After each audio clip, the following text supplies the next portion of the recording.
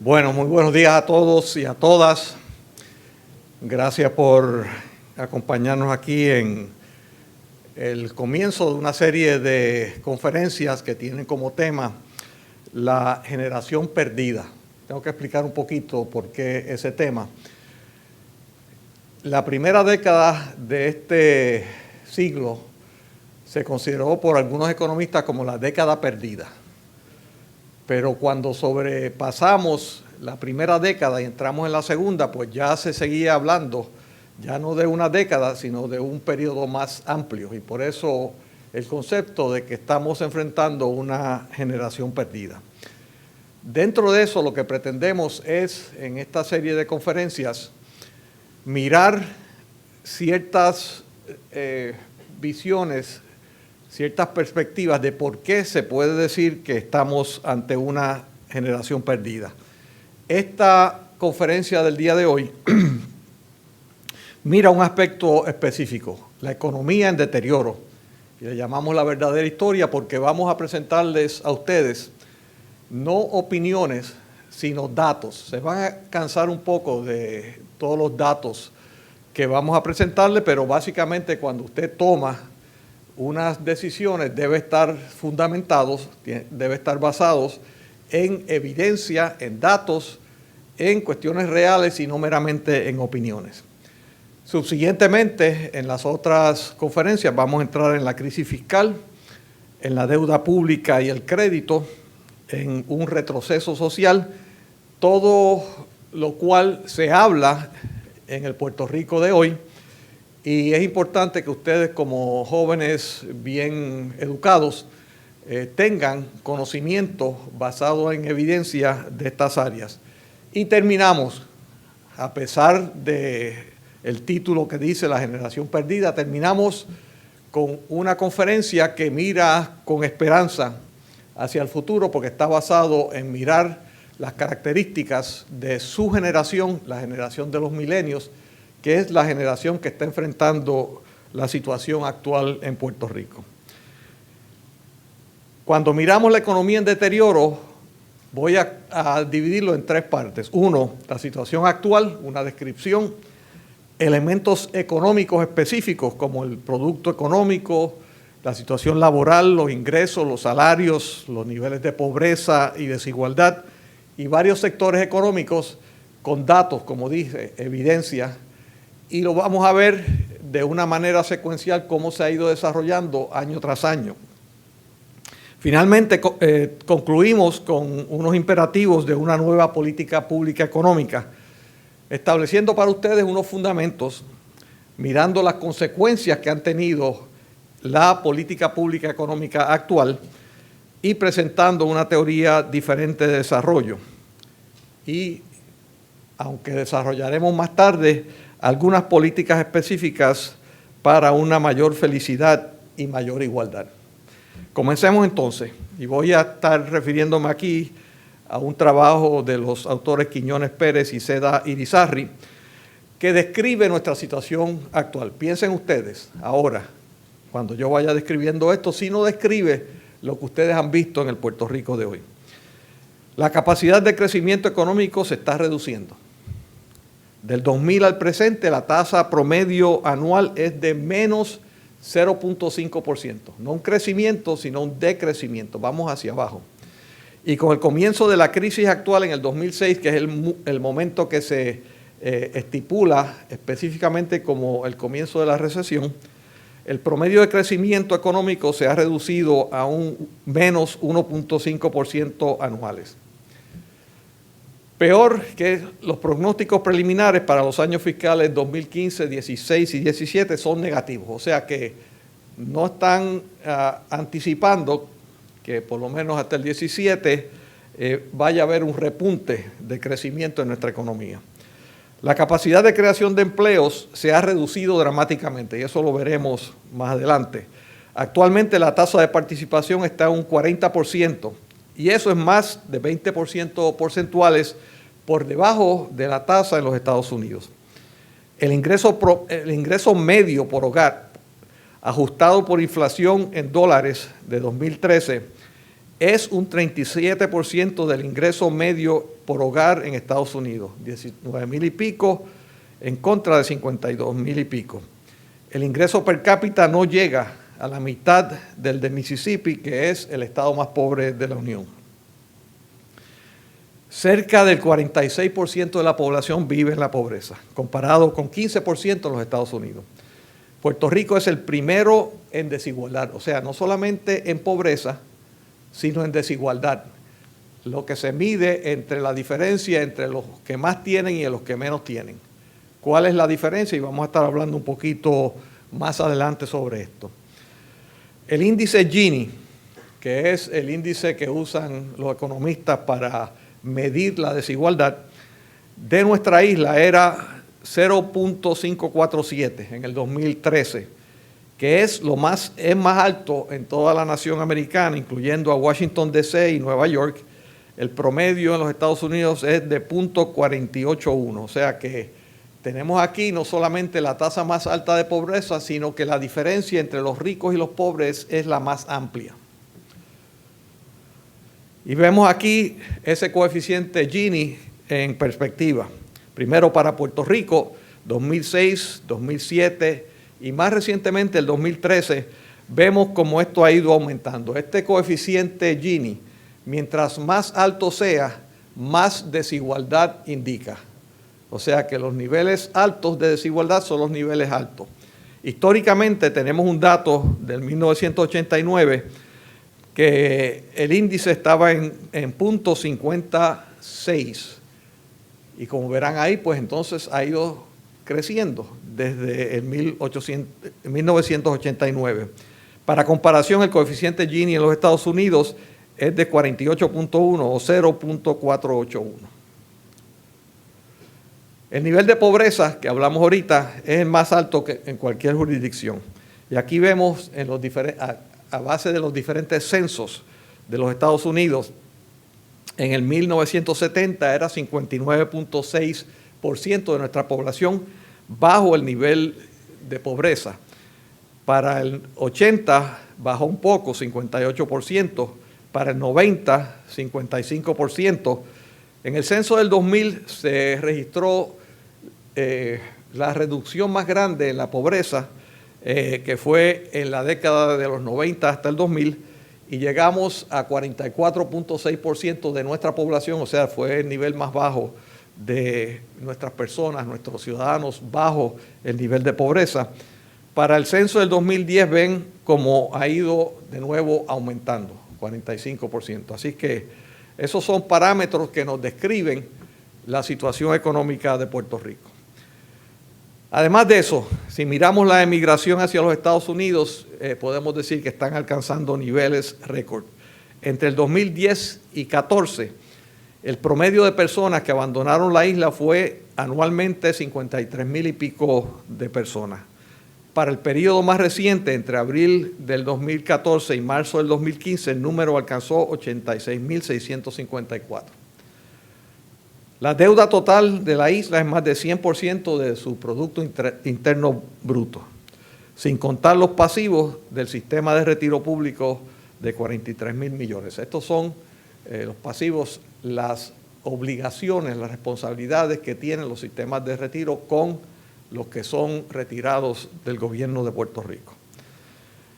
Mientras que el costo de los ajustes se está compartiendo entre los trabajadores, la gente pobre y muchos negocios, la proporción que va a los de arriba en la sociedad y a los socios externos está creciendo con la crisis, junto a ajustes que se imponen vanamente para calmar los insaciables mercados capitales globales y los intermediarios locales. Aquí lo que dice es que seguimos en esta dinámica de aumentar la desigualdad, porque lo que se reparte mayormente hacia los que están arriba en la escala económica.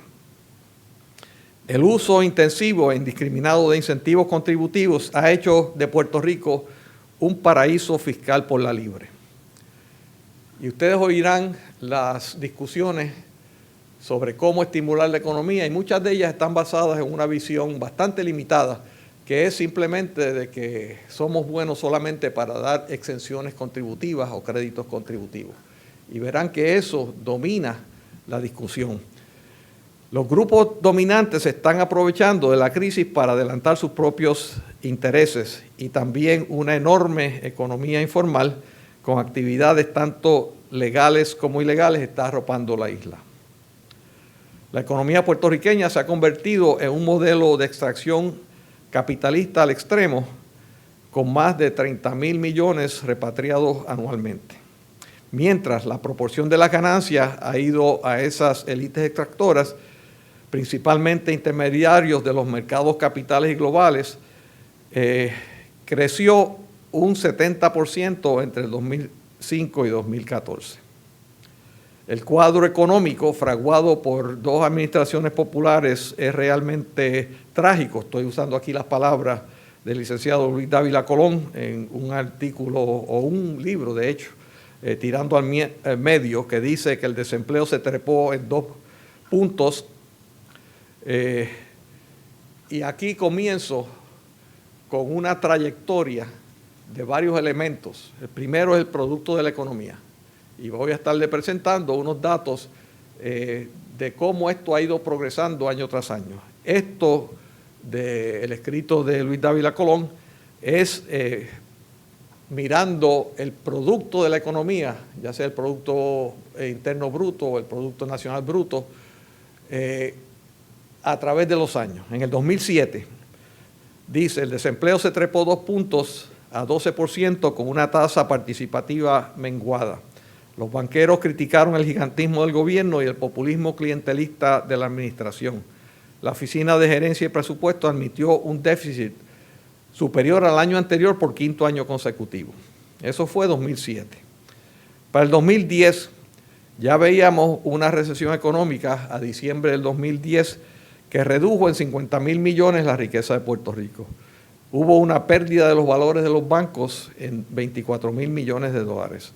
Y los valores de las propiedades residenciales perdieron 25%. Eso quiere decir que si usted o su familia tenía una propiedad, una vivienda, había perdido 25% de su valor. Y por eso es que también vimos el fenómeno de muchas familias que tenían unas hipotecas, que el saldo de la hipoteca era mayor que el valor de la casa. O sea, se habían inundado básicamente con la pérdida de los valores de la propiedad. Y aquí tengo una cita de Caribbean Business que dice que los desembolsos federales están evitando que colapse la economía de Puerto Rico y se han convertido en la espina dorsal de un sistema económico. Para el 2011, Puerto Rico entra en su 6º año consecutivo de recesión en marzo del 2011. La recesión ha sido tan larga y profunda que se ha convertido ya no en una recesión, sino en la Gran Depresión puertorriqueña. Es la recesión más larga de cualquier país del mundo desarrollado en tiempos modernos. Oigan eso, o sea, no es una cosa pequeña y sencilla, es la recesión más larga de cualquier país del mundo desarrollado en tiempos modernos, en ausencia de guerras o desastres naturales desde la Gran Depresión en los años 1930. Una contracción de 11.1% hace de esta contracción más profunda y prolongada en Puerto Rico desde la Gran Depresión. Si a esto se le añade la contracción proyectada para el año fiscal 2011 entre 1 y 2.2%, entonces se convierte en una reducción de 12.1 a 13.1 del Producto Bruto de Puerto Rico en los últimos 5 años. Eso es mirando una radiografía del 2011. Todo el mundo en Puerto Rico debe estar claro en cuanto a lo que estamos enfrentando. La economía ha perdido 12% de su Producto Interno Bruto, estamos hablando en 2011. Añada otra pérdida de 3% con la recesión del 11 de septiembre del 2001 al 2002. Eso es un agujero de 15% sin precedentes. Oigan las palabras que se usan, sin precedentes. Si el precio del petróleo lo permite, vamos a tener un crecimiento económico positivo comenzando en el 2012 o 2013.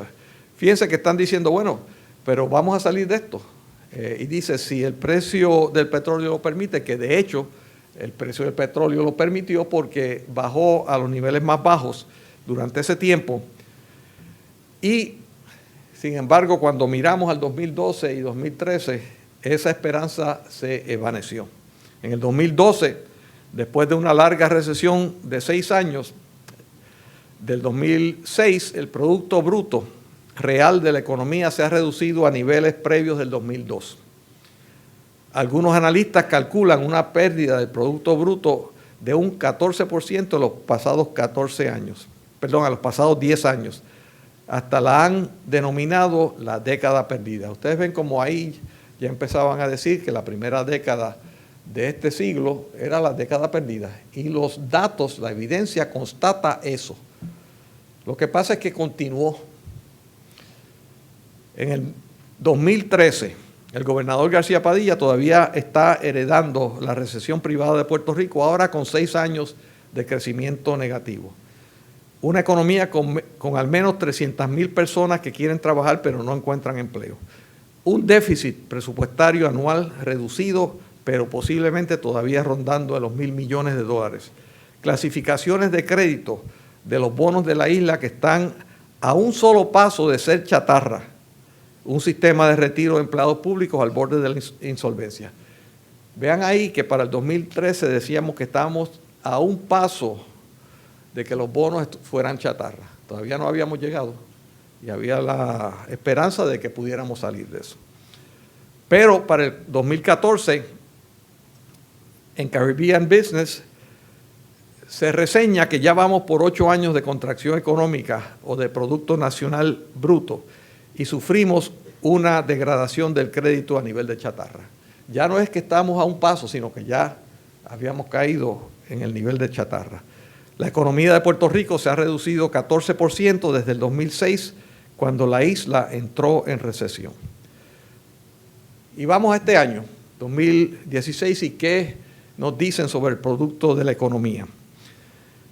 En los pasados 6 años, esto es del Caribbean Business, nuestra economía se ha reducido 14% cuando se mide el Producto Nacional Bruto en términos reales. Algunos escenarios que hemos generado nos tomarán hasta el año 2020. Piensen en eso porque es su generación la que va a estar viviendo estos años. 2020. Haga un ejercicio mental de dónde ustedes van a estar en el 2020. Para alcanzar, hasta el 2020, para alcanzar el nivel del Producto Nacional Bruto Real del 2006. O sea, para recuperar ese nivel del 2006 nos va a tomar hasta el 2020. Eso es, aquí está la condición. Si la economía crece a un 1.75% anual comenzando en el 2013, y yo les pregunto a ustedes, ¿empezó la economía a crecer en el 2013? ¿A cualquier cosa? No. El 2013 sigue hacia abajo. Durante gran parte, si no durante toda la década, 2006-2016, Puerto Rico ha sufrido los efectos de la depresión más fuerte y larga de su historia. Bienvenido. Y aquí lo vemos en forma diagramática. Ven la historia del Producto Nacional Bruto durante ese periodo y ven cómo comenzando el 2006 pues ha sido una historia de decrecimiento, de deterioro. Y entonces vuelve el Caribbean Business a poner esto en perspectiva. Dice, la última vez que Puerto Rico tuvo un Producto Nacional Bruto similar fue en el 1999. Es decir, después de un periodo de 8 años de estancamiento económico, en Puerto Rico la situación en la isla era similar a hace 15 años atrás. Su generación está viviendo un cuadro de no progreso como era lo que esperábamos, sino de retroceso de 15 años hacia atrás. La economía local no solo se detuvo por completo, sino que se revirtió y el valor de todos los servicios y bienes producidos en la isla era el mismo que en 1999. El Producto Bruto Interno de Puerto Rico se ha reducido en 20%, una cifra que pudiera aumentar al 25 o 30% porque la economía seguirá contrayéndose. Se calcula que la pérdida de riquezas es de $60,000 millones. Eso quiere decir que sin usted hacer nada con los activos que tiene usted, su familia, etcétera, El pueblo de Puerto Rico es 60,000 millones de dólares más pobre que lo que era antes. Su vivienda vale menos, más personas desempleadas, menos salarios que produce. Y entonces concluye, en una crisis de tal magnitud como la nuestra no hay manera que algún sector de nuestra sociedad quede exento. O sea que nadie puede decir que se va a quedar exento de este huracán que está azotando. Y eso lo dijo el economista Juan Lara. La población de altos ingresos ha perdido gran parte del dinero que tenía en acciones bancarias y la mayoría de los ahorros que tenía en bonos del gobierno. Mientras la clase media ha sufrido aún más con la reducción del valor de sus casas y la población de bajos ingresos ha sido la más afectada. Como siempre, la población de bajos ingresos es la más vulnerable y siempre cuando hay esta crisis es la más afectada. Y miramos hacia afuera a ver si nos dicen, alguien nos puede evaluar esto. Y el Fondo Monetario Internacional pronostica que la economía de Puerto Rico terminará este año fiscal con una contracción de menos 1.3%.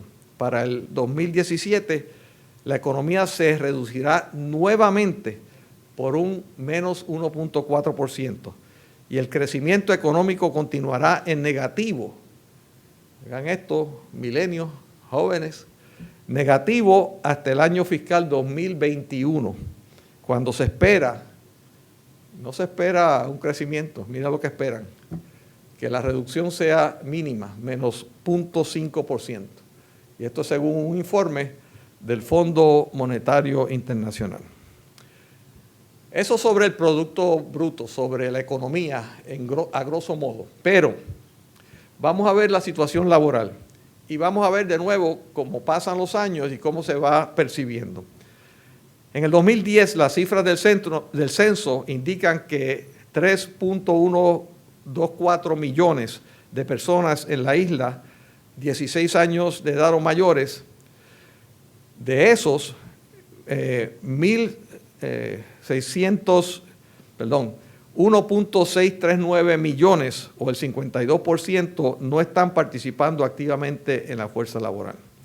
Del 48% de las personas de la fuerza laboral, el número de personas empleadas eran 1.202.000, mientras que los desempleados sumaban 280.000. O sea que la situación laboral en el 2010 ya indicaban una alta tasa de desempleo en Puerto Rico y una baja tasa de participación.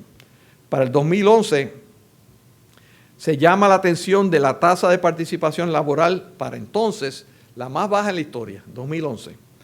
La tasa de participación laboral históricamente baja de Puerto Rico, de un 40.6%, está llamando mucho la atención últimamente, dice el Caribbean Business.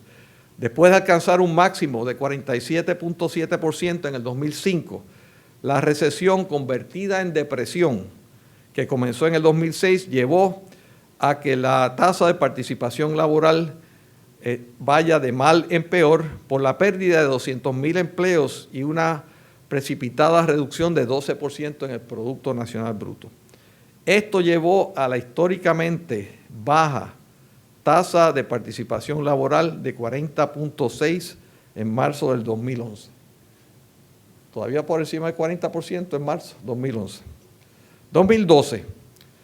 Los salarios de los puertorriqueños han caído cerca de 1.000 millones entre el 2008 y 2011. Los salarios totales devengados en el 2011 se estimaron en 24.600 millones, una diferencia de 945 millones menos que en el 2008. Para el 2013 continuaba sin pausa la picada en la participación laboral. La nueva actualización del Banco Gubernamental de Fomento sobre indicadores económicos reflejaba alzas y bajas en diferentes renglones de la fuerza laboral, donde se estima que la tasa de participación a diciembre del 2012 era 39.2%. Recuérdese que hasta entonces había sido por encima de 40% y se estaba diciendo que era la más baja histórica. O sea que ya aquí el piso de 40% se redujo debajo de eso. 2016, este año, la caída continuaba en las estadísticas más recientes. Para junio del 2015, la tasa de empleo, no desempleo, de empleo en Puerto Rico era 34.7%, refiriéndose, por lo tanto, a la tasa de participación laboral. Esto significa que menos de 35 personas de cada 100 capaces de trabajar estaban empleadas. Al compararse con el 2005, cuando la tasa era 42.1%, existe una diferencia de 7.4%. Y esto significa que había menos gente trabajando en Puerto Rico 9 años más tarde. En vez de tener más personas trabajando, mientras pasa el tiempo, mientras pasa estos años de esta década, hay menos personas trabajando. El informe de empleo más reciente del Negociado de Estadísticas Laborales de Estados Unidos no puede ser más devastador. El número total de personas empleadas en Puerto Rico ha bajado a menos de 1 millón nuevamente, 987,000 personas. Un nivel que nos remonta, ustedes ven como siempre se refieren a con qué nivel nos podemos comparar, se remonta al 1990. O sea que las personas trabajando en el 1990 son las mismas que están trabajando ahora, el mismo número, lo que quiere decir que no ha habido ningún crecimiento desde el 90 en términos de oportunidades del trabajo. En resumen, la isla perdió unos 33,000 empleos en los pasados 3 meses, decía esta nota en el Caribbean Business. Eso se traduce a 44 empleos perdidos por hora. O sea, eso es catastrófico. O sea, cada hora que pasa se pierden 44 empleos. Un análisis publicado por el Banco de la Reserva Federal de Nueva York concluyó que a mediano plazo la evolución demográfica previsible para Puerto Rico presionará aún más hacia la baja la tasa de participación. O sea que, tratando de pronosticar hacia el futuro, no vemos, como no vimos en el Producto Bruto de crecimiento, no vemos una mejoría, por lo menos en el futuro previsible.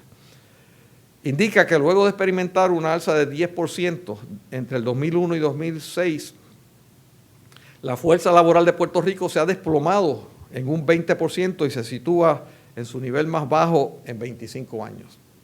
Vean las referencias siempre de comparación de cómo estamos básicamente una generación anterior. Apuntan hacia una caída mayor en la tasa de participación laboral hacia el 2020, en torno a una disminución de 3 puntos porcentuales. O sea que están mirando hacia el futuro y ven que no va a seguir a mejorar, sino que va a seguir empeorando. En el 2016, en un artículo del Caribbean Business, también analiza un elemento, porque al principio no se vio la caída real en los empleos en Puerto Rico, y dice Caribbean Business que la primera ola de pérdida de empleos estuvo escondida detrás de la nómina del sector público, que se infló estrepitosamente a 325,000 empleos bajo la administración de Sila María Calderón. O sea que al principio, en los primeros años, nadie se daba cuenta porque el gobierno estaba aumentando su nómina. El resultado de ese aumento lo vamos a analizar en otras conferencias, pero fue un desfase entre los gastos y los ingresos, porque usted puede aumentar la nómina en el gobierno, pero tiene que tener los fondos para pagarlo, no es solamente llenar las vacantes. Así es que ahí se comenzó el otro problema que vamos a estar analizando en próximas conferencias, del problema fiscal, que es esencialmente un desbalance, un desfase entre los ingresos y los egresos. La economía de Puerto Rico ha perdido más de 230,000 empleos en los últimos 10 años, lo cual, según economistas, refleja la depresión económica en la cual está inmersa la isla. Datos del propio gobierno federal reflejan una reducción promedio de 70,000 empleos en el sector público entre el periodo del 2006 al 2015, lo que suma a los 230,000 empleos menos en la isla, y esto es informado en el Vocero en abril de este año. Más recientemente se constataba la continua disminución en el empleo. A junio junio del 2016, hace unos meses, el empleo asalariado había descendido a 888.200, una caída adicional de 1.2% comparado con un año, con el año anterior. Recuerden que históricamente teníamos el empleo asalariado que era por encima de 1 millón, por encima de 1.2 millones en esencia. Y estamos ahora en 888.000 empleados asalariados. En el 2010, sobre los ingresos y salarios se informa, la media del ingreso familiar en Puerto Rico bajó a 18.314 en el 2009, 500% por debajo de los 18.814 registrados en el 2006. Estamos hablando de la media del ingreso familiar, lo que recibe, que tenemos cierta expectativa de que va a ir subiendo año tras año, pues aquí en Puerto Rico se redujo. El salario mensual, semanal promedio en Puerto Rico es de $499. Eso es 45% menos que el promedio de 913 en los Estados Unidos y casi 29% menos de lo pagado en Montana, el estado con los salarios más bajos.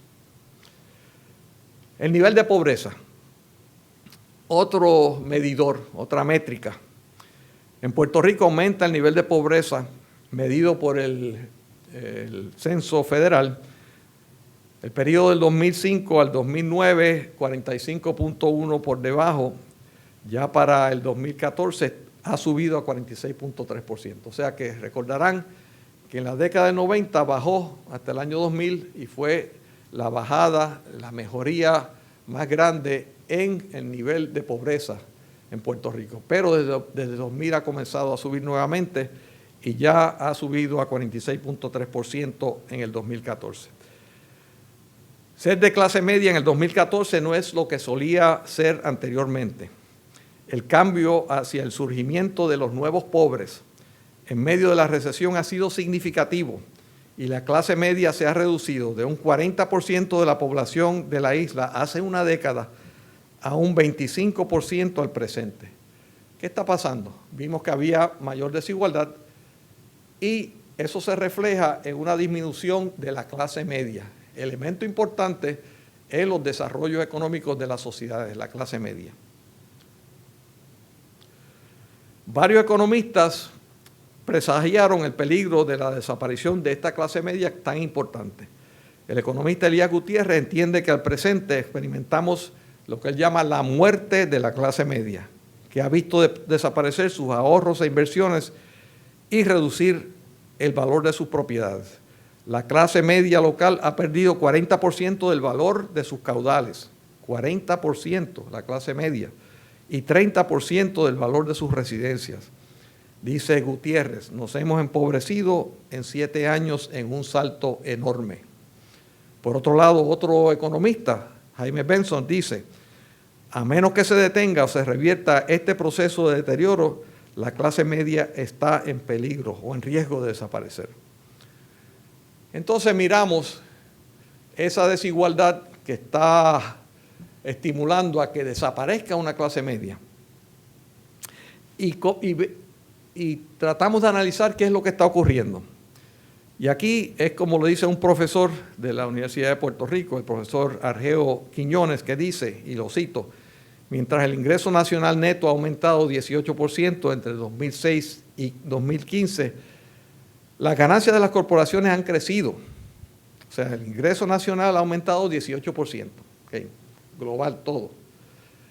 Las ganancias de las corporaciones han crecido 57% y la compensación a los trabajadores ha caído 3.7%. O sea, que ahí ven ustedes otro efecto, donde las ganancias van mayormente a los sectores más favorecidos económicamente. Y entonces Caribbean Business concluye en ese año que en términos de dólares los ricos todavía se están haciendo más ricos y los pobres están quedándose aún más atrás. Washington DC y Puerto Rico tenían la brecha más amplia entre ricos y pobres. Se estima una pérdida de alrededor de 66% en los activos financieros. Aquí estoy entrando en varios sectores de la economía. Banca comercial, 66% de pérdida en los activos financieros. El total combinado alcanza 7,000 millones en capital bancario que entró a cubrir pérdidas. En el caso de Puerto Rico, una degradación, esto es para el 2013, podría provocar la insolvencia de los bancos. Y hemos visto cómo eso ha ido ocurriendo. Según los datos de la OSIF, las instalaciones depositarias de la isla tenían en sus libros unos 600 millones en bonos de Puerto Rico. Es como una fila de dominos. Cae uno y van cayendo los demás. Las cooperativas. Las inversiones de las cooperativas en bonos de Puerto Rico han redundado en una pérdida no realizada de más de 500 millones de dólares. Una cantidad que excedería el capital de las cooperativas. O sea, tienen más en bonos y en las pérdidas de esos bonos, actualmente pérdidas del valor de esos bonos, que lo que representa sus activos. Las cooperativas ya están hablando de una pérdida no realizada de 504 millones y las cooperativas tienen 472 millones de capital, eso es lo positivo, 504 de lo negativo, lo que representaría un capital negativo de 32 millones. O sea que si se fuera a cuadrar los libros, por decirlo así, pues estarían cerrando las cooperativas. Y aquí de nuevo una gráfica para que vean visualmente qué ha ocurrido con las instituciones financieras en términos de su capital. Vean esa curva que viene desde el 2004-2005 y cae precipitosamente desde el 2006 en adelante a un nivel desastroso. Las casas de corretaje. Los activos que manejan las casas de corretaje decrecieron en 4,486 millones durante el cuarto trimestre del 2015, el año pasado. Los activos de los clientes bajo administración de las casas de corretaje han caído 23,000 y pico de millones, su nivel más bajo del 2004, según las estadísticas. Los resultados implican una reducción de 15,9% al compararse con el mismo periodo del año pasado. Esta es la 10ª reducción consecutiva y la más grande en año y medio. La construcción. En general se estima una pérdida de alrededor de 40% en el valor de las propiedades. Y ahí entro, no quiero aburrirlo con muchos más datos, pero ahí están los datos, la evidencia de cómo esto ocurre. La debacle de la industria de la construcción llegaba a su punto más bajo en el 2014. Y ahí vemos también, le presento evidencias específicas de cómo es que ha ocurrido eso. El precio promedio de las viviendas ha bajado de 170,000 a 161,000, mientras la tasa de promedio de morosidad hipotecaria en Puerto Rico actualmente es 15,9%, comparado con un 12,3% en el continente. Las propiedades ejecutadas devalúan a su vez las propiedades adyacentes. En el 2016, en febrero, se reporta que han sido 2 años de niveles récord de ejecuciones hipotecarias en Puerto Rico y varios años más que no se construyen casas nuevas. Algo sin precedentes. Vean las palabras que se usan, son palabras nunca antes en la historia, el nivel más bajo, algo sin precedentes. O sea, tenemos que entender que esto es algo inusual, lo que nos está ocurriendo. En el 2015 los bancos reposeyeron un récord de 4,459 propiedades residenciales. Peor aún, todo apunta que en el 2016 se romperá ese récord nuevamente. Y esto es el nivel más alto que jamás se haya registrado en Puerto Rico, el nivel más alto, vean las palabras que se usan, el nivel más alto en Puerto Rico en términos de ejecuciones. Muchos han visto sus ahorros, y a lo mejor me permito sugerirle que cada uno haga un examen de su propia condición y la de su familia, que sus ahorros en términos de valor de sus propiedades, que para la mayoría de los puertorriqueños sus viviendas son su mayor y único activo para la mayoría, y este valor de sus propiedades se ha reducido en 30%, o tal vez más. Muchos han visto desaparecer el valor adquirido y se han quedado pagando una hipoteca para una vivienda que ha sido devaluada significativamente. Yo me atrevo a especular que algunos de ustedes o en su familia tienen situaciones que se describen aquí, con unas propiedades devaluadas y con unas hipotecas todavía sin transar. Mientras que la encuesta llevada a cabo en el 2007 encontró 78% de los puertorriqueños eran dueños de su hogar, algo que nos sentíamos orgullosos.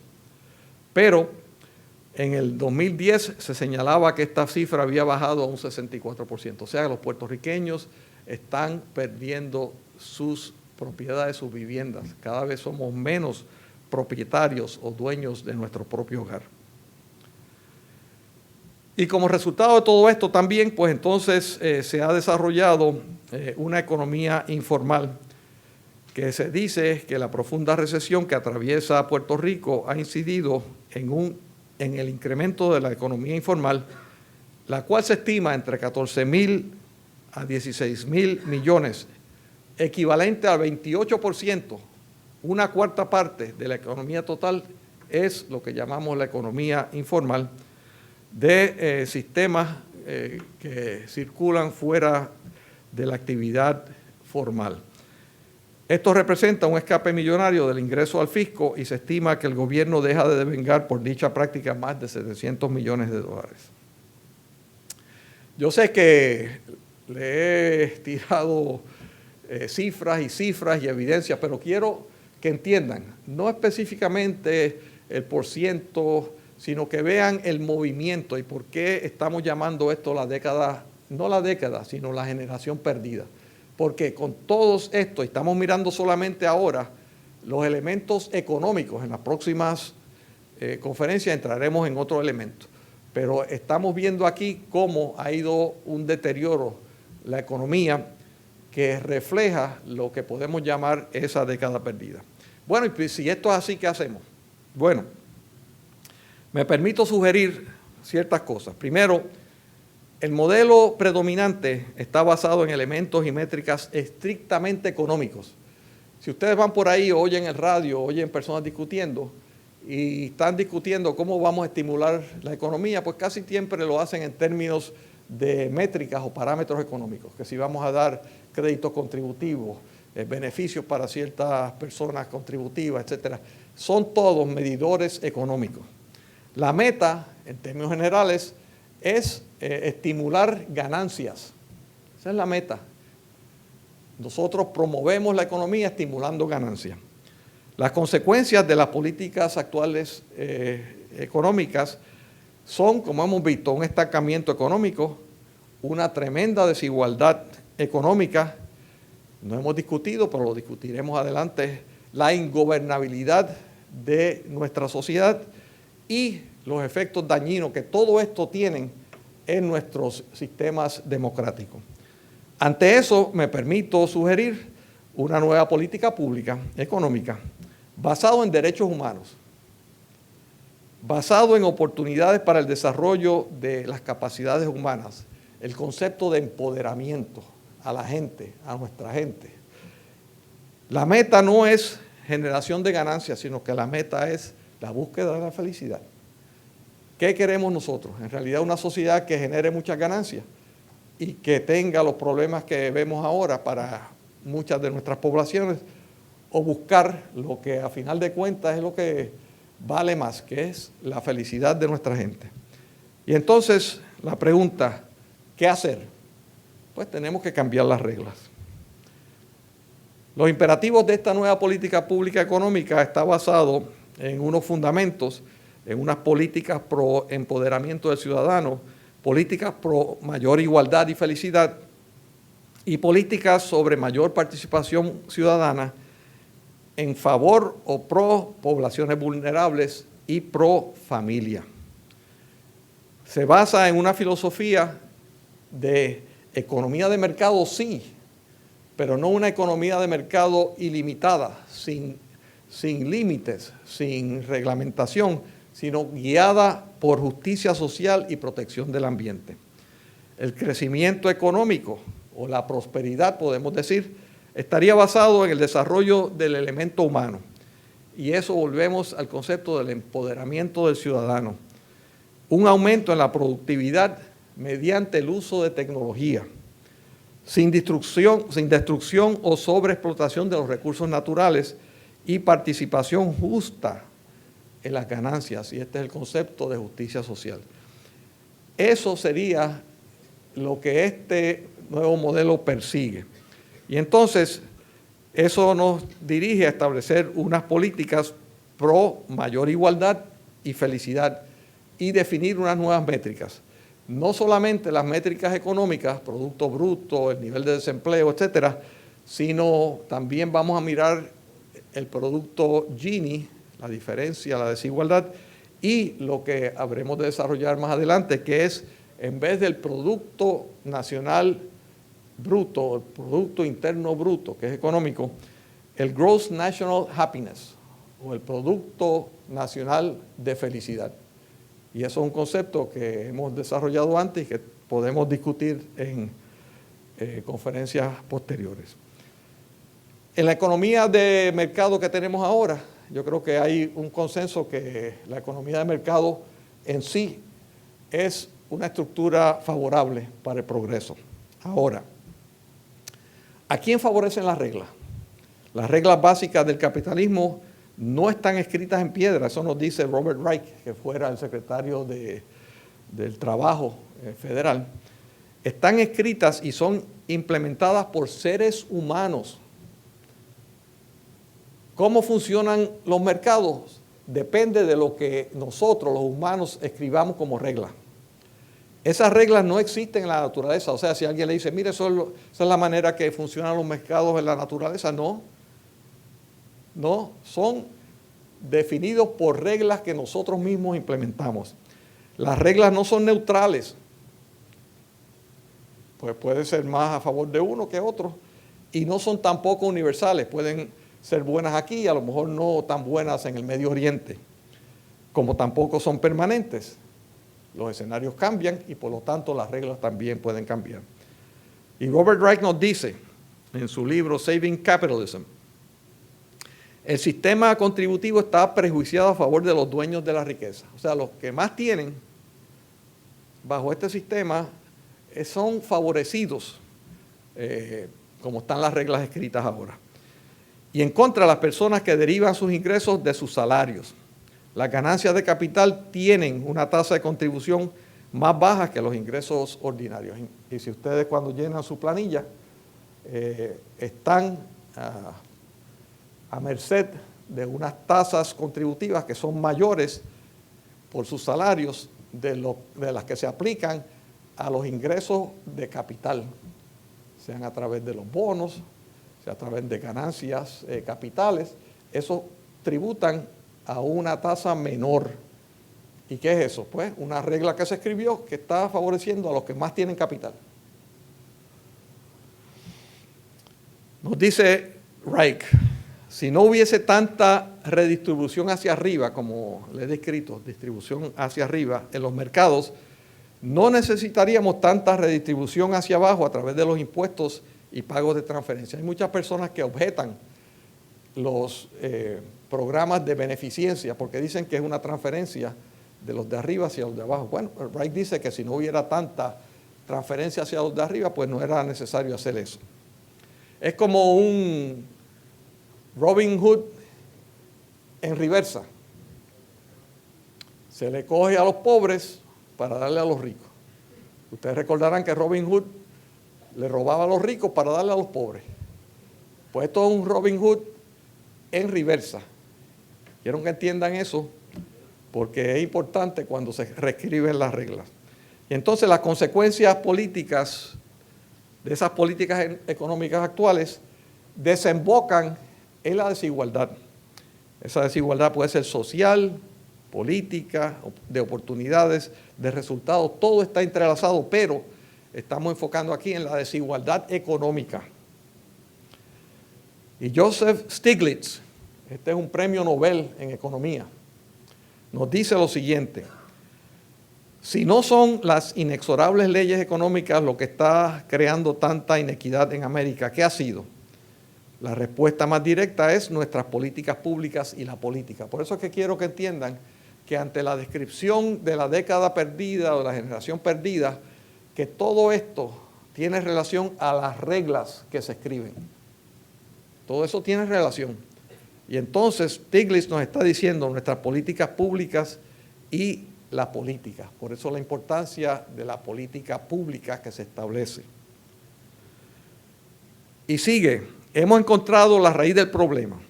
Desigualdades políticas y políticas públicas que han mercantilizado y corrompido nuestra democracia. La desigualdad profunda y creciente no está propulsada por leyes económicas inmutables. O sea, eso es lo que nos dicen a veces. Mire, que estas son las leyes del mercado, ¿no? Sino por leyes que hemos escrito nosotros mismos. O sea, que ustedes, la generación nueva de jóvenes, tienen que entender que ustedes pueden escribir o reescribir las reglas. Evidencia empírica, de nuevo le voy a dar evidencia, yo sé que algunos ya están cansados de tanta evidencia, pero es que es importante que entendamos que para tomar decisiones debemos ser lo más fiel a un pensamiento científico, evidencia, reconociendo que la evidencia a veces no es total, que es imperfecta, pero por lo menos exigir la evidencia. Estudios analíticos del 60 al 1990 concluyen que las sociedades con una clase media grande tienen más crecimiento e ingresos. Okay, evidencia. Eso no es que querramos tener una clase media por decir que tenemos una clase media. Es que hace sentido. Si usted quiere crecer, tiene que tener una clase media poderosa y pujante. Economistas, investigadores de Harvard han llegado a la conclusión que la alta desigualdad se asocia con bajos niveles de crecimiento. En Estados Unidos, estudios demuestran que del 1940 al 80, la mayor igualdad correlaciona con el crecimiento. De nuevo, usted quiere crecimiento económico. Miren, no es solamente dar exenciones contributivas. Usted quiere crecimiento económico, pues entonces reduzca la desigualdad que existe en su sociedad. Entre los periodos del 60 al 2000, cuando hubo una proporción mayor de ingreso a la clase media, resultó en mayores niveles de crecimiento. Evidencia, no es solamente opinión que queremos tener una clase media vigorosa, no. Y aquí rápidamente, no voy a entrar en detalles, pero esta tabla es una tabla histórica de los Estados Unidos usando el indicador Gini, que es lo que usan los economistas. Y verán ahí como, por ejemplo, en el 1929 había una alta tasa de desigualdad en los Estados Unidos que desembocó en la Gran Depresión que se habla en los 1930. Para el 1968 se había reducido esa desigualdad y llegamos en Estados Unidos al nivel más alto de igualdad. Y ahí se vieron los aumentos mayores en el Producto Bruto Nacional de los Estados Unidos. Para el 2006 nos olvidamos y seguimos en un patrón de crecer la desigualdad.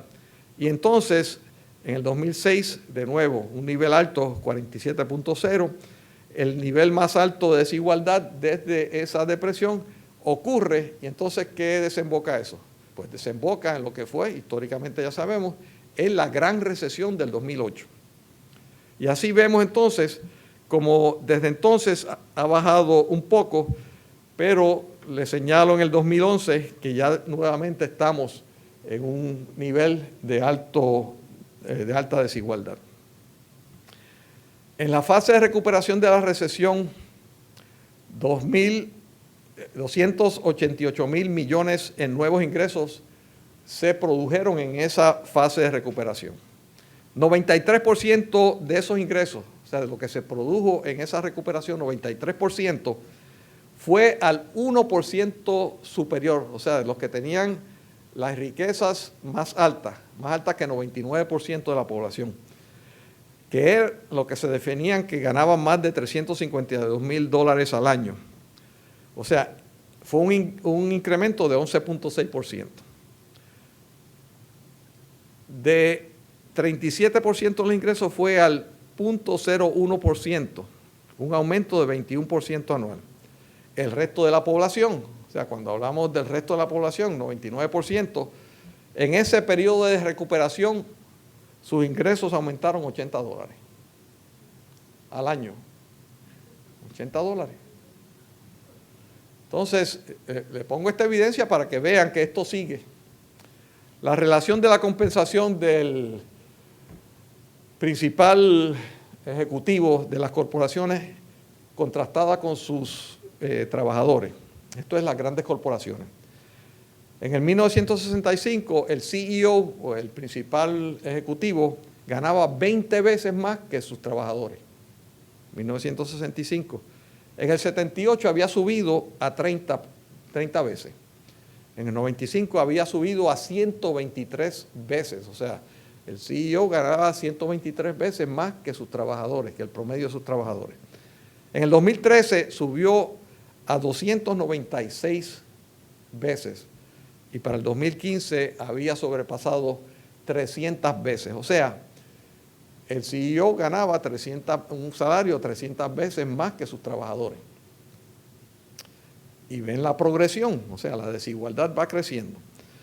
Promedio de compensación anual a los principales ejecutivos de las 500 corporaciones más grandes, mejores remunerados.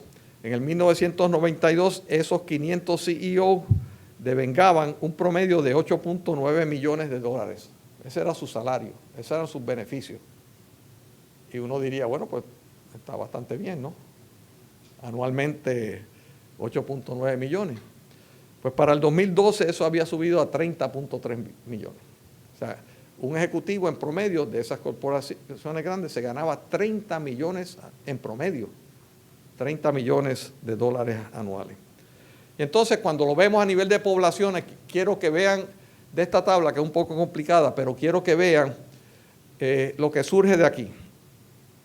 Aquí les estoy presentando países con alto grado de igualdad. Y verán en la primera columna, lo que dice Gini, que son estos parámetros para estos países.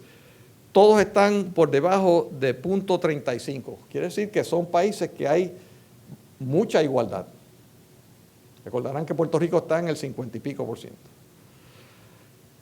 Cuando usted correlaciona eso con el índice de desarrollo humano, que es un índice que desarrolla las Naciones Unidas, verán que todos están en las primeras 20. Los índices de desarrollo humano más grandes del mundo. Cuando miran la expectativa, cuando miran elementos de salud, como la expectativa de vida, verán que todos tienen expectativas de vida sobre 80 años. Cuando miran la economía en términos de Producto Bruto per cápita, verán que todos tienen un Producto Bruto per cápita sobre 30,000. Producto Bruto per cápita, por persona. Cuando miran la educación en años de estudio, verán que todos tienen años de estudios promedio, algunos más, algunos un poco menos, de 10 a 13 años completados. Miren eso con los países que tienen alto grado de desigualdad. Y ahí están los países. Déjenme dar reversa para decir que estos países que recurrentemente tienen eso, pues miren ahí los nombres: Noruega, Holanda, Alemania, Suecia, Suiza, Japón, Dinamarca. Estos son los países de más alta igualdad. Con alto grado de desigualdad, pues tenemos ahí países como Brasil, Colombia, Salvador, y verán que Puerto Rico está incluido ahí, lo puse adicionalmente. Lo importante de esto es que todos tienen alto grado de desigualdad, como lo verán ahí con un producto Gini de sobre 0.4. El índice de desarrollo humano está entre los más bajos del mundo, de 85 a 186. La salud, expectativa de vida, están por debajo de 75 años y algunos dramáticamente por debajo. Por ejemplo, en los últimos, Congo, Mozambique, etcétera, verán que la expectativa de vida es 48 años, 50 años, 49 años. Y entonces, cuando ven la educación, verán que todos tienen educación de menos de 7.5 años promedio, porque en algunos, como en Mozambique, tienen 1.2 años de promedio de educación. Así es que vean la correlación que hay entre igualdad o desigualdad y los parámetros de desarrollo humano, salud, educación, desarrollo económico, todo eso está correlacionado. Entonces aquí esto es una gráfica teórica, por decirlo así, que es el estímulo al crecimiento económico versus igualdad. Y vemos aquí una curva que va aumentando. Obviamente, si es igualdad total, a lo mejor no hay lo que dicen algunos, el estímulo para las personas. Si todo el mundo es igual y pues a lo mejor algunos dicen que no quieren trabajar o producir tanto como los demás, pero va subiendo y entonces cuando llegas a una desigualdad total, de nuevo. Las pruebas demuestran que la alta desigualdad es mala para el crecimiento. O sea, esa es la conclusión.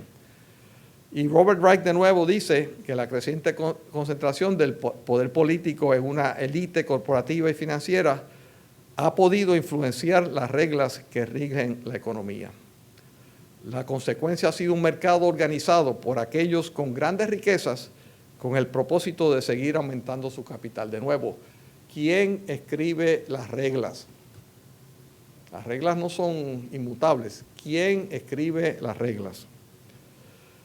Y entonces, las características para una teoría diferente de desarrollo están basados en unas características que vemos aquí actualmente del modelo y las características que queremos tener en el futuro, con una visión de construir una sociedad exitosa, de progreso, justicia y felicidad.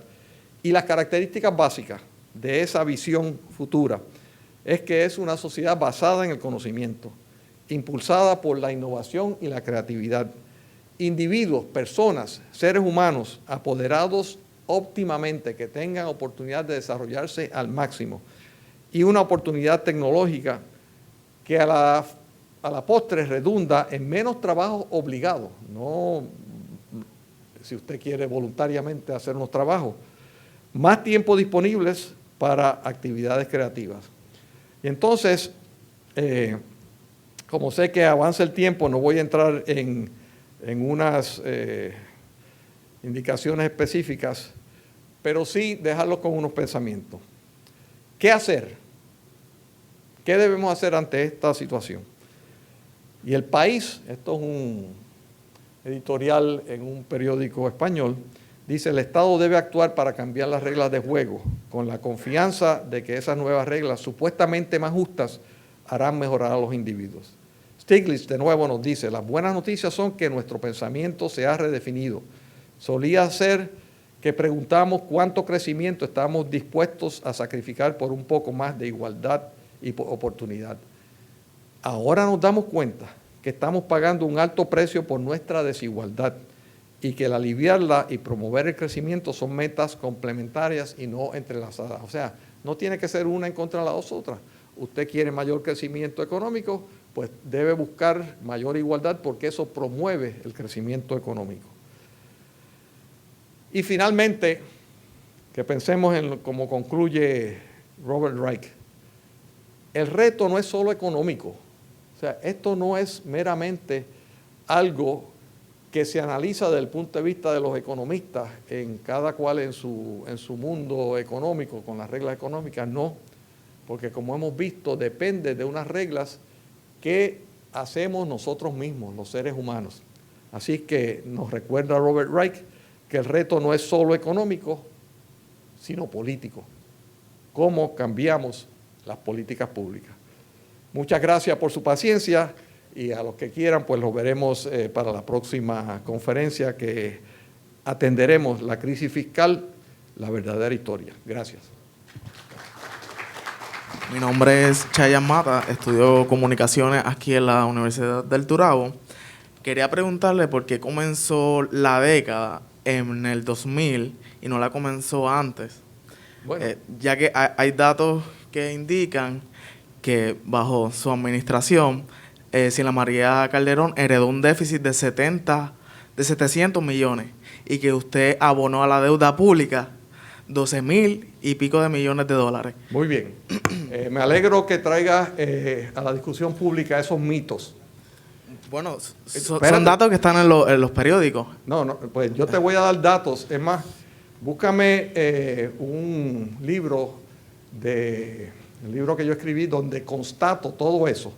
Yo quise empezar porque esta es la década y la generación perdida, pero precisamente no quise compararlo para que no dijeran que estaba políticamente desviado. Yo te presenté evidencia. Ahora, te voy a presentar evidencia de lo que ocurrió en esos años. En ningún año hubo un déficit fiscal del 93 al 2000. Cero, ningún año. Todo año terminó con un pequeño superávit. Datos oficiales del gobierno. En ningún año hubo un incremento en la deuda pública relacionado al Producto Bruto, que es lo importante. La deuda pública en relación al Producto Bruto. Si tú quieres comprar una casa, tú puedes pedir un préstamo, pero el préstamo que te van a dar va a depender de tu capacidad de pagarlo. En términos del gobierno, el producto de la sociedad. Y si tú miras esos mismos datos, y te voy a dar la asignación, que busques en los datos oficiales cuál fue la relación del Producto Bruto a la deuda pública. Se acepta por los economistas que un Producto Bruto que sostenga una deuda pública de alrededor de 0.6 o 60% es saludable. El segundo elemento en eso es que ¿para qué tú utilizas la deuda pública? La deuda pública se supone que se utilice para obras permanentes, infraestructura, desarrollo de la ciudadanía, obra permanente, no gastos recurrentes, ¿ok? Y entonces te voy a dar aquí y te lo voy a... No, pero buscame uno para dar. Que durante nuestra administración se mantuvo eso en 0.6. Lo segundo es que cuando tú comparas el aumento de deuda pública que tú estás haciendo y que es el que usualmente se hace, lo comparan por administración. Yo te tengo que decir que yo estuve en la administración 2 términos, 8 años. Aldo Mel. El próximo tuvo 4 años. Lo válido, porque esa comparación es China con botella, lo válido es ver cuánto se aumentó por cuatrenio. ¿Okay? Y ahí yo te puedo decir que ahí entonces encuentras la verdadera comparación. Usted habló de infraestructura y cosas que ayuden al país. Usted creó el tren urbano, la reforma de salud, y ahora mismo esos son problemas económicos de Puerto Rico gigantes. No, perdóname. Perdóname, déjame contestarte. Si tú no quieres que haya un tren urbano, pues apágalo. Si tú no quieres que haya un superacueducto, apágalo. Esos no son problemas, esos son instrumentos. Si tú no quieres que haya un Coliseo de Puerto Rico o un centro de convenciones, que son instrumentos para tu desarrollo, que lo están demostrando, de hecho, búscate los informes del Coliseo de Puerto Rico, búscate los informes del centro de convenciones. Son elementos que han estimulado y exitosamente la economía. Entonces, yo te puedo... Eso sí, pero el tren urbano deja déficit. No se sustenta. Okay. Y la reforma de salud deja 200 millones que no se sustenta. Es que tú estás viendo esto como si fuera una corporación. Tú que pareces una persona que te gusta estudiar, estudia los sistemas de transportación masiva a través del mundo. Todos sitios. Todos son subsidiados. Todos son subsidiados porque es un bien público. No son corporaciones para hacer ganancias. O sea, esto no es que deja pérdidas. Esto es el costo para el bien público de que la ciudadanía se pueda transportar. Así es como lo tienes que ver. La reforma de salud es lo mismo, es un bien público. No es, aquí no estamos como si fuéramos el gobierno fuera simplemente una compañía para vender seguros. No, es un bien público. O sea, cuando usted invierte en las carreteras, un bien público. O sea, no puedes, que es el error básico que tú me estás demostrando, que es diciendo que esos son pérdidas. Esos no son pérdidas. Esos son los costos si tú quieres tener eso. Usted quiere tener agua hasta aquí, por todo el norte de Puerto Rico, pues usted tiene que tener una infraestructura. Claro. Eso tiene costo, sí, pero es el costo, el beneficio, gracias, el beneficio como bien público. ¿Los bienes son públicos o privados? Okay, tú tienes que hacer la diferenciación ahora. El gobierno, cualquier gobierno tiene la responsabilidad de estimular el bien público, no privado, público. Entonces, cuando alguien te habla, y por eso te estoy dando evidencia, la cuestión es que tú pienses sobre evidencia, no opiniones. Que si tú me vas a decir que se están invirtiendo 2 y pico billones de dólares en educación pública de Puerto Rico y que eso es un gran déficit. No, eso no es un gran déficit. Eso es lo que cuesta ese bien público. Que si usted está invirtiendo en los parques de Puerto Rico, en las reservas, eso no es una pérdida. Eso es un bien público. Así es que rechazo vigorosamente lo que está planteando y te exijo, no te solicito, te exijo que como joven evalúes estas cosas desde una perspectiva correcta, no desde una perspectiva que ya veo por lo que me estás planteando, que estás aceptando unos mitos que entran en la dinámica política o política electoral, que entiendo por qué se hace, pero si vas a tener un pensamiento científico, vas a tener que pensar de otra manera. Son datos que le puedo decir los periódicos y en qué fecha también se publicaron. Son datos. No, pero espérate. Son mitos. ¿Tú me estás basando los datos en los periódicos? Sí. Pues ese es el primer error que te dije. Bueno, yo estudio periodismo y hay una ética periodista que todo lo que tú pongas en un periódico tiene que ser cierto. ¿Y tú te crees ese mito? Bueno, yo respeto lo que va a ser mi profesión y yo creo que sí. No, pues estás equivocado de nuevo. Gran parte de los medios, gran parte de los medios responden de nuevo a lo que estamos hablando. De dueños de medios de comunicación que lo que tienen interés es en su interés económico. Yo espero que antes de salir y de graduarte tú entiendas esa dinámica. Segundo, entre los mismos periodistas, si quieres averigua y pregunta que si tú crees que hay alguien que le están pagando en los medios, periodistas que le están pagando o que le están empleando a sus familiares, porque eso ocurre. Así que no me vengas a decir que todo lo que sale en los periódicos es correcto. Yo te diría lo contrario, casi todo lo que sale en los periódicos es incorrecto. Esa es su opinión. La mía es mi opinión. La mía es diferente. Bueno, es diferente, pero yo te estoy basando en datos. ¿Dónde están las pruebas de que lo que usted dice del periódico que salen cosas falsas? ¿Dónde está la prueba? ¿No la veo? Sí, la prueba está aquí. Hay un capítulo y yo te voy a regalar este libro. ¿Okay? La prueba está aquí y te refiero y te digo que lo estudies y después vienes a discutirlo conmigo. Claro. Gracias. Aquí. No, espérate, no te vayas. No te vayas. Aquí. Ok, aquí vas a poder leer sobre los presupuestos balanceados y la deuda pública. Un capítulo completo de ese periodo. ¿Okay? Yo no hablé de ese periodo aquí, a propósito. Vas a ver... ¿dónde está? La prensa, capítulo 45. Vas a verlo y tú lo vas a leer y estudiar y después vas a venir a hablar conmigo.